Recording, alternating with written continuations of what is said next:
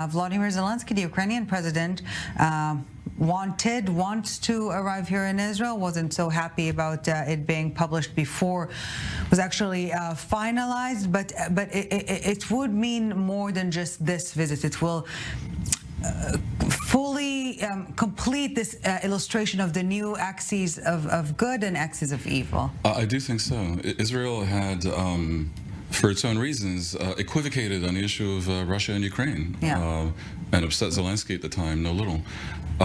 For him to come here would be very useful for Israel, because he is currently somewhere between Gandhi and Jesus Christ on a global respect scale.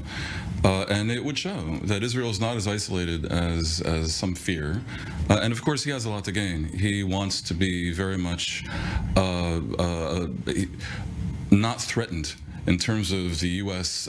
Focus and aid by what's happening in Israel. So I think the ensuring that Ukraine and the effort to aid Ukraine will not be in any way harmed or diminished is implicitly part of what he's getting in exchange for coming here and aligning with Israel. Having it paid for. In other words, having it paid for. Emergency supplemental bills. The difference here is that Republicans don't want to blow out do not deficits. need to be paid. We actually want to preserve the national security of the United States of America by not blowing out our deficits. And it's not inappropriate for them to say, you know what, we have to have this paid for. We didn't hear that from the president. I'd like to ask you the question. How is the president going to pay for the $104 billion he wants to give around? Just tell me where the money's coming from. That's not inappropriate. That's not unpatriotic. And that's not anti-Israel. That's responsible leadership. So please tell me, where's the money going to come from? Okay, so emergency supplemental assistance bills don't need an offset. Second of all, the Congressional Budget Office said that the cuts doesn't to need the an offset IRS. if you're willing to blow out our deficits. Okay, I'm happy to take turns here.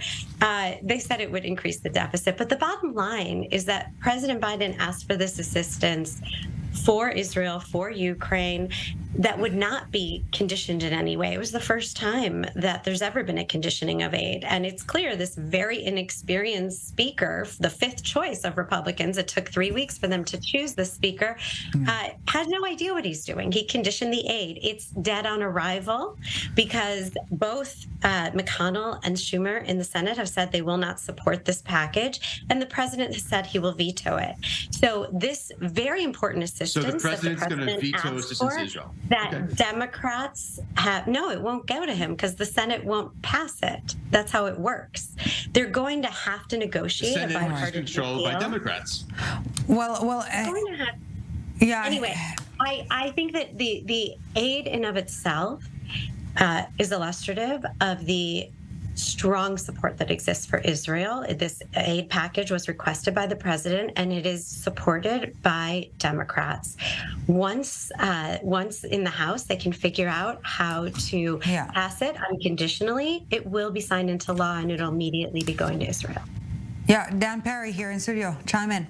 Yeah, I was just going to chime in on the U.S. deficit, actually, as it approaches about $2 trillion, may not be the world's biggest problem right now, and I can certainly see how the special appropriation might actually pass regardless of fiscal prudence and responsibility. I'd also note that elections in the U.S. are won in the center.